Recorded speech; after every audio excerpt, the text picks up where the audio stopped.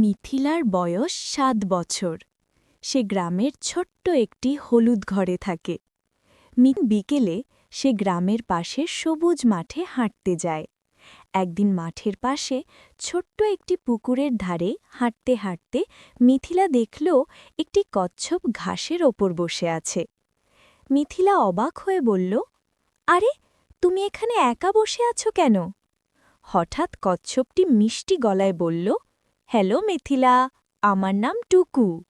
মিথিলা চোখ বড় বড় করে বলল, তুমি কথা বলতে পারো? টুকু হেসে বলল, আর শুধু কথা নয়, আমি একটু উড়তেও পারি।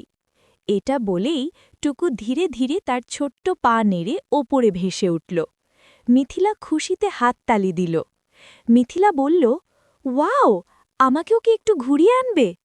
টুকু বলল, চলো আমরা আকাশে ছোট্ট একটা ভ্রমণ করি। মিথিলা টুকুর পিঠে হালকা করে বসল। তারপর টুকু ধীরে ধীরে আকাশে উঠল। তারা পুকুর, সবুজ মাঠ আর গ্রামের লাল ছাদের ঘরগুলো ওপর থেকে দেখল। মিথিলা খুশিতে বলল, এটা তো দারুণ। কিছুক্ষণ পরে তারা আবার পুকুরের ধারে নেমে এলো। ঠিক তখন গ্রামের দাদু করিম চাচা হাঁটতে হাঁটতে বললেন, মিথিলা, তুমি এখানে? মিথিলা হাসতে হাসতে বলল, আমি আমার নতুন বন্ধু টুকুর সাথে আকাশে ঘুরে এলাম। করিম চাচা হেসে বললেন, বন্ধু থাকলে পৃথিবীটা আরও সুন্দর লাগে। মিথিলা টুকুকে আদর করে বলল, তুমি আমার খুব ভালো বন্ধু। টুকুও মিষ্টি করে হাসল।